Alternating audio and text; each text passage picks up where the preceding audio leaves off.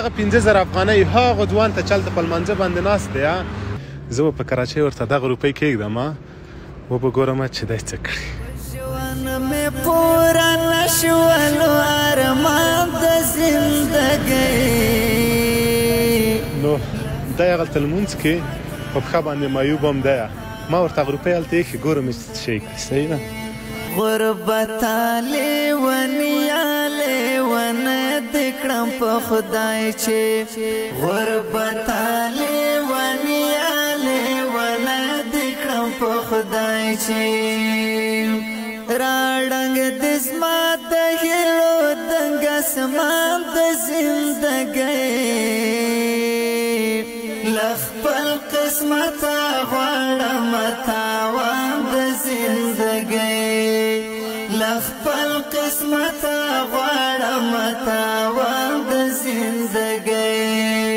په ژوند مې پوره نه شولو ارمان د زندګۍ لخپل قسمت غواړم تاوان د زندګۍ لخپل قسمت غواړم تاوان د زندګۍ لخلې نه مې راوځي سوي سوي فریادونه لخلې نه مې راوځي سوي سوي فریادونه ویلی مې هر چا ته خپل داستان د زندګۍ لخپل قسمت غواړم تاوان د زندګۍ لخپل قسمت غواړم تاوان د زندګۍ په ژوند مې پوره نه شولو ارمان د زندګۍ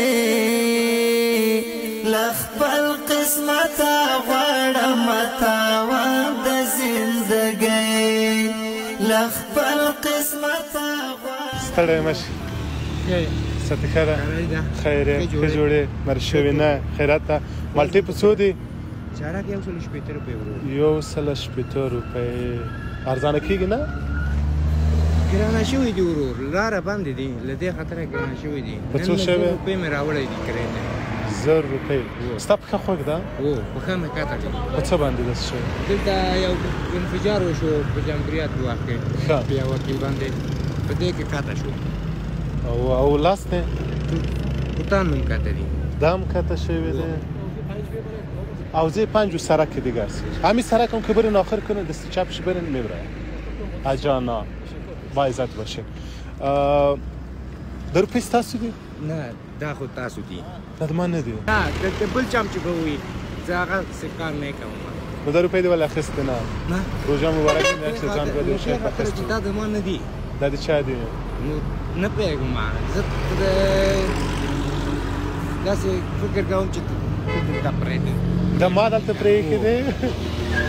او زه به هم داسې فکر کوم خو اخیستلی به دې ځان ته به دې یو شی اخیستی و نه داسې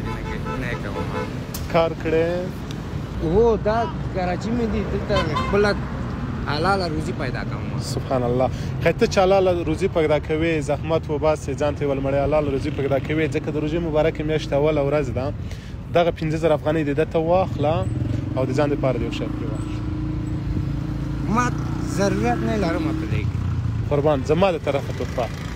دا زه پوهېږم که ستا ضرورت وي اخیستې به دې وای زما طرفه درته تحفه ده واخله کټه کټه یې خرچ کړه په مقابل کې یو شی وغواړه یوه غېږه راکړه خندا تر شای پټ بلا غمونه الله جل جلاله خپل مخلص بندگان یوازې نه پرېږدي د ژوند څنګه تېرېږي ښه دي شکر ښه دي ښه تېرېږي هغه وخت چې جوړ وې وروغ وې اوس څومره توفیق راغلی ده داسې یو خبره دي چې په هغه وخت هم زه همداسې غریبکاره وم اوس هم همداسې یم الله روزي در رسوي هو انشاءالله زه شکر چې در رسوي مونږ هغلته یوه ویډیو وکړله ته اجازه وي د ویډیو مونږ نشر کړه نشي که اجازه ده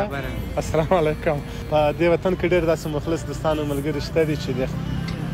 حلاله روزي ګټي ځان ته ولمړی دا بهترینه خبره ده. فعلا ښه وخت. السلام علیکم. ویلی مې هر چا ته خپل داستان د زندګۍ له خپل قسمته غواړم تاوان د زندګۍ له خپل قسمته غواړم تاوان د زندګۍ په ژوند مې پوره نشولو ارمان د زندګۍ